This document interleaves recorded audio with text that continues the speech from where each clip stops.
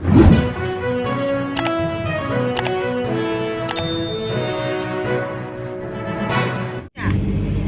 วันหน่อยสิเด้อมาเรียเด้อมาสุดเก่าเมียนหลวงกัดที่มาเยอะเจ็บเป็นไงเจ๊เด้อเดียเด้อมาด่าไอ้กลางคืนวันที่เด้อดูพูดอะไรไอ้เมื่อเราดีบังเสียมึงมันง่ายแม่น้องว่าวันที่เด้อวันที่วันที่หาเทียบตัวสนามเอ้ยงานละชาติจานยังมันอยู่เด้อมันอยู่วันแม่วันมาวันก็มันรายเราใจกันเนี่ยkawan karenaวัน